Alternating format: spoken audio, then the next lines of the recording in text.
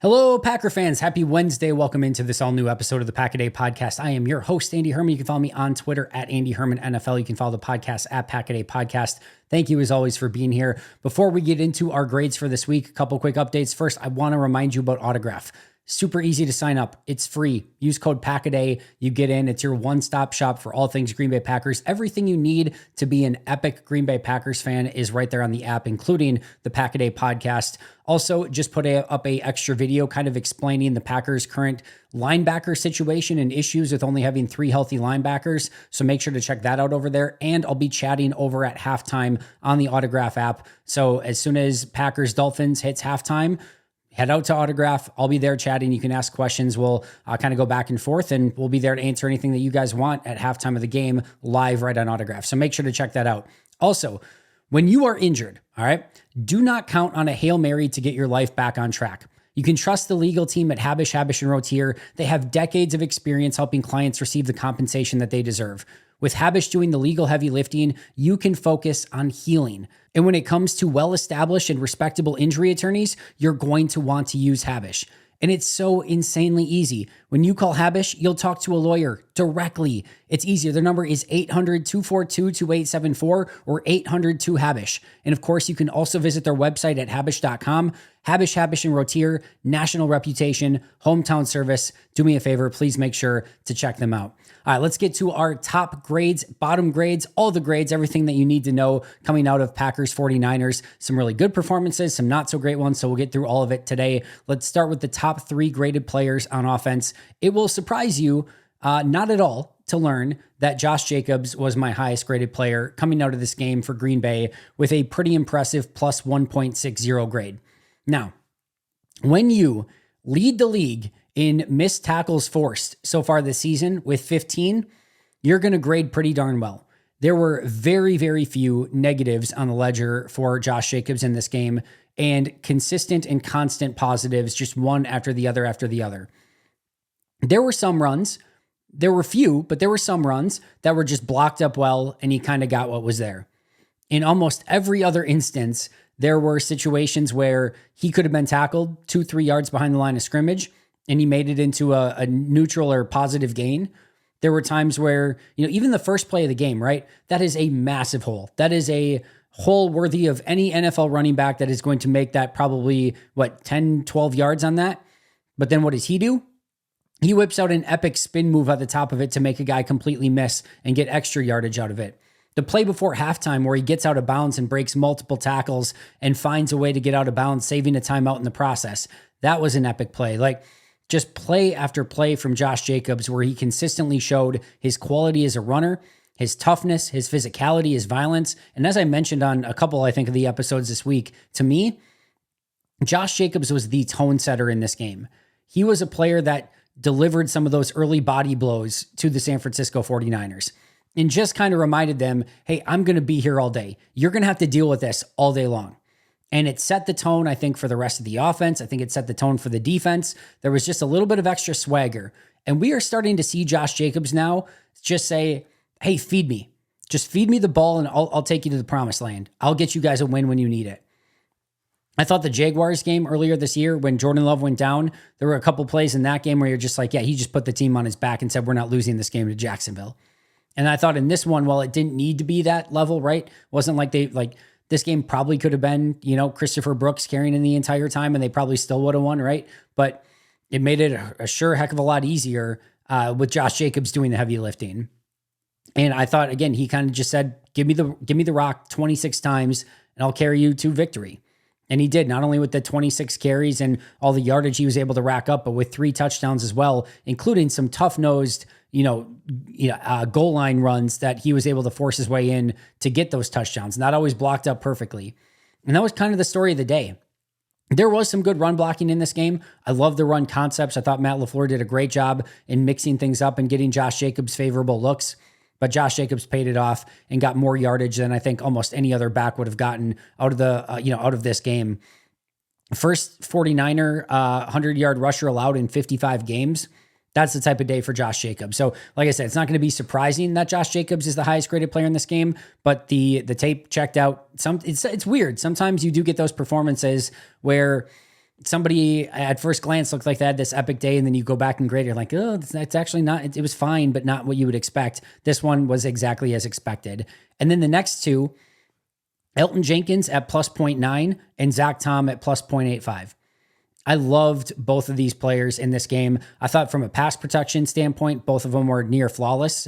And then from a run blocking standpoint, I thought this is maybe some of the more physical football that I've seen Zach Tom play. One of my favorite plays is not a graded play in this game, by the way, but I think it was Brandon Allen. Yeah, Brandon Allen. He comes over and he's running to the sidelines and he ends up on the ground along the sidelines. I think it was the one where Xavier McKinney pushed him out on the play. But either way, he ends up on the sidelines right at Zach Tom's feet. And Zach Tom just looks down at him, stares at him.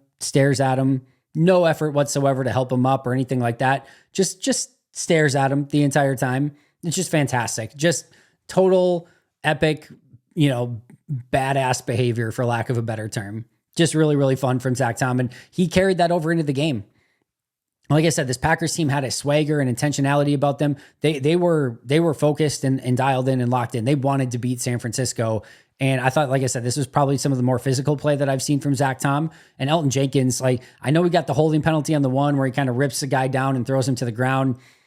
I don't know. It's probably by a letter of the law. I asked Mike Wall about this on the Pack-A-Day radio show.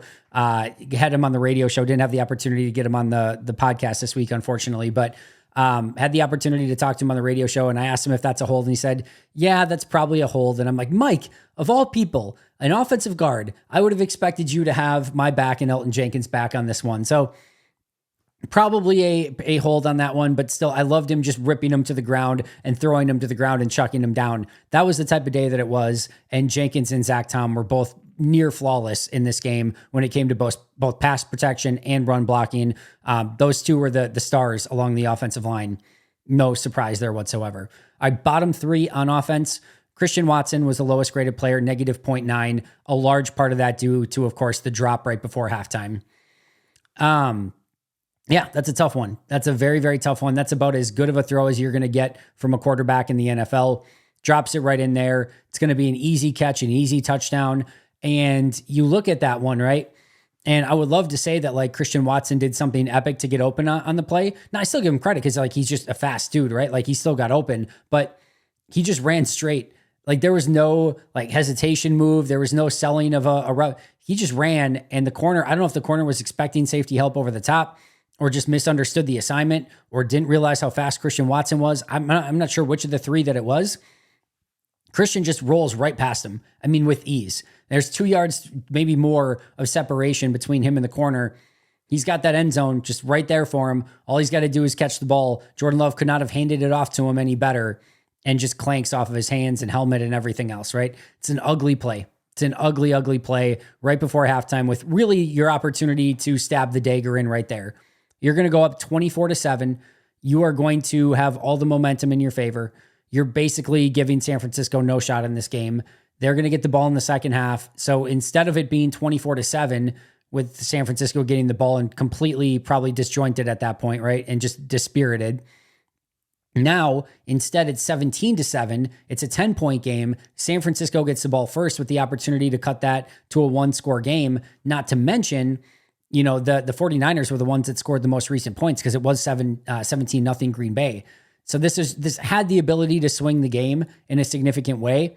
Even though it didn't, I think there's a world in which if Green Bay catches that touchdown pass before halftime, you may end up in a scenario where you can get some of those backups in a little bit sooner, rest them up a little bit more for Thursday against Miami. But instead, it had to go kind of down until they finally got that big lead kind of later in the fourth quarter, right?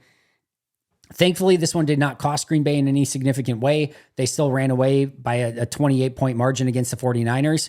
But in a big game, this could have been the difference between winning and losing a game. So very tough game there for Christian Watson, which is really based on one play. The rest of it, he was almost a net neutral player on the day. But that one was a very, very tough one.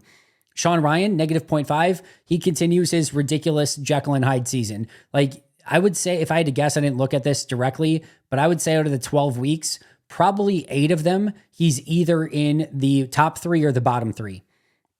And it's probably 4 or 5 in the top 3 and 3 or 4 in the bottom 3. And there's almost never been just this even keeled game for Sean Ryan. It's always he looks phenomenal or he looks like one of the players that's struggling the most on the field. And you're just not quite sure which one you're going to get. I'm still overall, I think, happy with where Sean Ryan is at this point of his progression based on what I expected coming into the season. I think he's still taking a step in a positive direction, but this was a tough one. There were multiple missed blocks on this one, a couple missed assignments, and then just like some weird plays too, where like it just doesn't seem like he's totally focused in on exactly what he's supposed to be doing on a play. When he's actually engaged and focused and, getting off the ball, he looks really good. He looks really good. This is my initial comp of him coming out of college. It's not quite to that level, but there's a little Josh Sitton there. There's a little bit of Josh Sitton there. There really is. And then on the other times where he's not focused, like you're just wondering, like it's kind of more of like the bad John Runyon Jr., where you're just like, what is going on? Where is this coming from? Like, why is this happening? You were just playing really well. Now you're not. Like, what's going on? So yeah, that's where he is. I want to see a little bit more consistency out of him. Like I said, I still think this season has been a win for him overall, but you don't want going into every game wondering, are we going to get good Sean Ryan or bad Sean Ryan, and having no idea. And knowing that you're probably going to get one of the extremes because that's been the experience so far. So I love just a little bit more consistency, but this was a tougher one for Sean Ryan. And then Chris Brooks was also in the bottom three. Had one play where he missed a block and then one play where he had the big tripping penalty, which was really kind of the main reason he was in the negative in this one. That's about as egregious as a tripping penalty as I think I've seen in the NFL, where he's on the ground and like literally like just sticks his foot out and up to literally trip the player. You're not going to get away with that in the NFL. So I'm not exactly sure what he was thinking there, but like that's still when the game is sort of at its annoying phase, where Green Bay I think is only up 10 points at that point. And it really forces, I think, a 2nd and 25. It's a 15-yard penalty, and Green Bay goes 3 and out, has to punt the ball away. And again, give San Francisco the ball with an opportunity maybe to go and make it a 1-score game. Anytime you get a 15-yard penalty like that and completely take yourself out of any sort of, manageable down and distance, it's basically a turnover. I mean, for all intents and purposes, it is basically a turnover, because going from that, their 2nd and 25 to trying to pick up a first down in 2 plays is really, really difficult. So that was a tough play from him. I mean, outside of that, it was fine. No major big plays on the day, but I still very, very high on Chris Brooks. I like what he brings to the table, but Watson, -0.9, Sean Ryan, -0.5, and Christopher Brooks, -0.35, my 3 lowest graded players in this one, at least on offense. Noteworthy offensive performances. Jordan Love was once again just below that top line. Zach Tom with 0.85 was number 3 on the list. Jordan Love was number 4 at 0.65. He had the big time throw to Christian Watson, which was a huge one. Not his fault that Christian Watson dropped it, right? Had the potential interception that Christian Watson bailed him out on and kind of helped him break up that play. I thought for the most part, there were some big time throws to Romeo Doubs. He took care of the football other than that one throw. There's maybe the one that he throws into double coverage at the end of the first half a little bit. He's taking a shot there down the field. If it's picked off, it's basically a punt in that situation. I don't have as much of an issue with that. Thought he maybe could have given Christian a little bit more of an opportunity at that one, but nothing egregious there. And then kind of finishes the game with that beautiful throw to Malik Heath on the fade to get him that touchdown pass. It was a little bit garbage timey at that point, but still really nice throw on that one. So some good completions to Romeo Doubs over the middle, the ability to get that beautiful throw to Christian Watson, the big time throw to Malik Heath in the end zone, and then again the one really bad interception worthy play that Christian Watson had to break up. Still ends up as a net positive, not quite as high as maybe it could have been had there not been that one big missed throw that could have led to, again, San Francisco getting right back into that game. Malik Heath plus 0.4 grade. Nice job coming in at the end and getting that touchdown reception and then another reception over on the right side. So you can only play as many snaps as you get. And Malik Heath didn't get much in this game. I think he only had a handful of snaps. He certainly made the most of it with a couple catches, including a touchdown. Like I said, a little bit garbage timey, but overall still nice plays from Malik Heath in that one. And then Emmanuel Wilson plus 0.25. Nothing super noteworthy. I thought he had a couple really nice runs, right? Like the one where he cut it outside and got to the sideline and got upfield on that one. That was a really nice run. And then there's actually the 3rd and 1, I think on the very first drive. It's 3rd and 1. Emmanuel Wilson's in the game and San Francisco clogs it up really, really well. And Emmanuel Wilson just does a great job of picking up that yard and getting the first down and helping them get to that touchdown. If it's 4th down, who knows? I think Green Bay still goes for it. But if you miss it there, now San Francisco's got momentum. Like, he just took care of business right then and there, got his head down, wasn't going to be denied, and picked up a first down in, I think, a really tough situation on that one. So that was a good day for Emmanuel Wilson. He continues to be impressive on the season. So again, top 3 on offense, Josh Jacobs, Elton Jenkins, and Zach Tom. Bottom 3, Christian Watson, Sean Ryan, and Chris Brooks. Noteworthy were Jordan Love, Malik Heath, and Emmanuel Wilson. With that, let's get to the defensive side of the ball. I've talked about a couple of these already, but my top graded defender for the week, yes, was Quay Walker with a plus 0.95 grade. Yes, I've talked about at length. I thought the interception play where he had the opportunity to pick it off is a negative. It's a slight negative in my opinion on that one. To me, that's one that he could have and should have had. Was set up great to be in a position to intercept the ball based on the play call. Gets it thrown right to him, drops him. Don't even need to worry about that. We can put that to the side. It doesn't matter. We can disagree on the grade, whatever. That one doesn't matter, right? Just throw it to the side. Outside of that play, this was the best Quay Walker that I've seen in a while, if not maybe ever. And the reason that was is because he was flowing to the football, playing downhill, and what I would say is playing fearless. I think there have been times where Quay is so hesitant or like just not wanting to make a mistake that he's failing to make plays. And I think go back to Chicago. Go back to that play on Caleb Williams, right? 4th down. He's got Caleb Williams dead to rights, and he kind of pauses and puts his hands up and tries to break down. And while doing so, Caleb Williams is like, all right, tosses an easy first down to his running back, right? That to me is a linebacker who is trying to not make a mistake rather than trying to make a play. And there's a big difference. And I kind of go back to Jordan Love a little bit. When Matt LaFleur would talk all the time about, hey, what do you need to see from Jordan? And he's like, I just want to see him get back there and rip the ball. I want to see him throw with confidence. I want to see him have the confidence in what he's seen to just go and play football and rip it. And you know what? If we make some mistakes, we make some mistakes. But I need him playing, getting to the back of his drop, seeing what he's seen, ripping the ball, and getting some completions, right? That's what we needed to see out of Jordan Love. That's what Matt LaFleur wanted to see. He did it, and we saw an entirely different Jordan Love. I think that's kind of the same thing with Quay Walker. Trust what you're seeing, go make your read, and then let it rip, and just go and fire. And you know what? There might be a couple mistakes along the way, but guess what? When you were trying to play safe every game, you were making a ton of mistakes anyway. So if you make a couple mistakes, and Matt LaFleur said this on numerous occasions to his, basically his defense, but kind of everyone. If you're going to make a mistake, make it at 1,000,000 miles per hour. Make them fast. Make it that you're playing fast, physical, aggressive football. And if we make mistakes doing that, we'll live with that. But that's the way that we want to play. Never fully felt like Quay could really quite get there. And in this game, we saw it. Now, I don't know what that amounts to moving forward. I don't know if this is the light bulb going on moment and now it's just there and he gets it and he understands it and he can do that and repeat it over and over. I don't know if this is repeatable for him. But if nothing else, this to me was kind of the first proof of concept for Quay Walker of this is what it could look like. There was this theoretical idea of what really good Quay Walker could look like. In my opinion, we never quite saw it. This game, we saw it. We saw really good Quay Walker and almost epically good Quay Walker if he just holds on to that pick, right? But this was as good as I have seen him play. He played downhill, attacking, a couple tackles for loss, good blitzes where he was kind of helping his teammates on some twists and stunts, and just really good sound football, good coverage, all across the board. He was doing everything that he was asked. And you love to see it. Now the question remains, can you do it over and over? Can you repeat it? Can you make it so that this is the standard? And if so, my goodness, you just found your starting linebacker for the foreseeable future, like a good starting linebacker. And all the angst and frustration with Quay just goes right out the window. It's gone. It's done. He found it. It's awesome. Now, I'm not calling that. I'm not ready to crown him quite yet, right? This is one game. Demarius Randall had a lot of had good games. Quentin Rollins had good games. Ladarius Gunter had good games. We've seen some not good players have some really good games. Now it's up to Quay Walker of was this just a average or below average player who had one good game? Or is this the new reality of Quay Walker?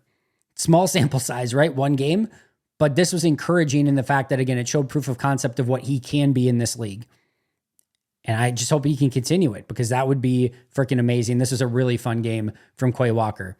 Keyshawn Nixon, another much bandied about player that people are sort of frustrated with at times, plus 0.9 grade in this one. I thought the play where he ranged from one sideline to the other and made that forced fumble on Christian McCaffrey was one of the best plays of the season. They're winning in that game. The game's over, all right?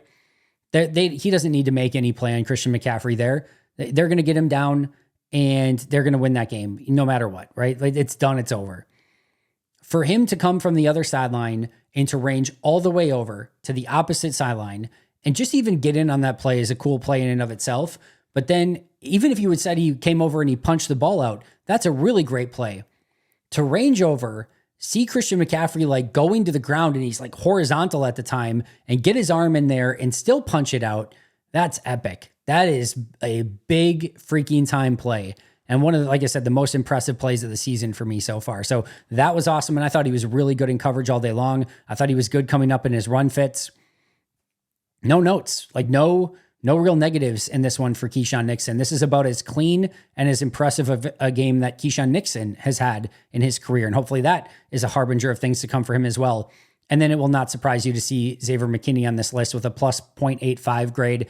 The two big ones, right? The fourth down on Christian McCaffrey where he reads it perfectly and bats away the pass to get Green Bay the ball back. Remember, it's in Green Bay territory and San Francisco's only down 10 at that point. Even a field goal cuts that to 7 points. It's a one-score game. Breaks up the pass, gets the ball back. Green Bay doesn't utilize it. They have to punt the ball away. And then San Francisco gets the ball back. They're driving again. Overthrown ball. And Xavier McKinney picks it off and takes it down the field. And Green Bay goes and gets a touchdown and really starts to assault that game away, right? Two huge plays in the game. He continues to be a godsend from New York. And we have to, in the spirit of Thanksgiving, continue to be so thankful that New York left him out of the building and was allowing for Green Bay to pick him up. Massive game again from him and deserving of the top three this week with really just even those top two plays. And then the rest of the day, he was pretty much like a neutral level player, I would say. Some good stuff. A couple plays where I think he could have maybe covered a little bit better, but overall, really, really nice day from Xavier McKinney. My bottom three on defense, Kingsley and Igbare. Thought he struggled for the second consecutive week. Once again, missed an opportunity at a sack and also struggled with just kind of getting off blocks. Couldn't really get much pressure. Was okay against the run. Had a play where he lined up in the neutral zone like aggressively, like he was way offsides, like not even close. So those are the things that he needs to get cleaned up. Colby Wooden was another one, negative 0.35. They utilized him a little bit as a defensive end and then also inside a little bit. I saw some crazy stat that ESPN had him as like a really high pass rush win rate this week. I did not see that on tape, nor did PFF. They did not have him with a good pass rush win rate on this one, so I'm not sure where that came from. I haven't clarified that or went out and view it, but I saw a couple people ask me about it, so I'm not sure. I'm confused by it, to be frank, but I did not see that type of production from Colby Wooden in this one. And then Eric Stokes, negative 0.25. Not a ton of negative plays, but a couple plays where he allowed some easy separation. One play where he went diving and missed the tackle completely. So just a couple of negatives there for Eric Stokes. Wasn't anything super egregious, but still ended up with a negative 0.25. Noteworthy players on defense, LVN plus 0.1. The big sack force fumble was the big one, right? There were a couple other plays where I thought he was showing some signs of pressure, but there were also some times where he did not do that and just couldn't get off of blocks and had also an egregious lined up in the neutral zone penalty. So that's why it wasn't a little bit higher, but you still like to see LVN graded in the positive. That's a step in the right direction. Tyron Hopper had a plus 0.15 grade, did have one snap in the middle of the game where he had a nice snap on that one and helped make a tackle on that. And then later in the game, played a handful of snaps too, ends up with a slight positive in this one. So I thought he looked the part, but that was a very, very small sample size. Carrington Valentine, negative 0.15. I did have a slight negative on him in this one. I also don't understand on this case, I don't understand PFF's grade. They had him with like a 20-something grade, the lowest graded defender on the team. I'm stunned. I don't know how. I did not think he played that bad of a game at all. To me, he was closer to neutral than he was to nuclear bad, right? Like, I don't know. He gave up the completion to George Kittle. That was definitely one where, Kittle just beats him. It's a good throw. It's a good route. And, yes, you would have liked Valentine to maybe do a little bit better on it, but that's kind of one where you just hang with him a little bit. You tip your cap to the offense, but overall, didn't think it was anything particularly awful from Carrington Valentine at all. So not sure why PFF had him so low. And then Javon Bullard plus 0.45, another really impressive performance from him. Just love watching him play football. He's fast. He's aggressive. We talked about the way we want to see Quay Walker play, right? That's not an issue for Javon Bullard. He only knows one speed. He plays fast. He plays downhill. He's attacking. You live with some of the mistakes from time to time, but he plays the game the right way. He's a joy to watch. I thought he was all over the field, just consistently making tackles and doing his job. Not always put in the position to be the playmaker, right? A lot of other guys are set up in those positions. He's doing a little bit more of the dirty work, but it is a joy watching him play. I just love the spirit and energy that he plays with, and he brings a little bit of that intensity and physicality and just speed to the defense, and I love to see it. I love watching him play. So to recap, top 3 on offense, Josh Jacobs, Elton Jenkins, Zach Tom. Bottom 3 on offense, Christian Watson, Sean Ryan, and Chris Brooks. Noteworthy on offense, Jordan Love, Malik Heath, and Emmanuel Wilson. Top 3 on defense, Quay Walker, Keyshawn Nixon, and Xavier McKinney. Bottom 3, Kingsley Enagbare, Colby Wooden, and Eric Stokes. And then LVN, slight positive, Hopper, slight positive, Valentine, slight negative, and Javon Bullard, a really nice game. All right, that is going to do it for me for now. Shout out to our Hall of Fame and All-Pro members, Most Hated Minnesotan, PJ Wynn, John Wild, Brandon Paletta, Jennifer Wright, Boom Handle, Donna Lee, Lori Lord, Baby QB, David McCluskey, Donald Decker, Alex Wong, Arnaldo Espinoza, Peter Rataka, SoCal Pack, Jay Zimmerman, B. Brown, Puerto Rican Packer, Dan Guessford, Step Keat, Love and Football, and Dylan Pat Scott. I appreciate you guys a ton. I will see you back here very, very soon. But until next time, and as always, go Pack Go.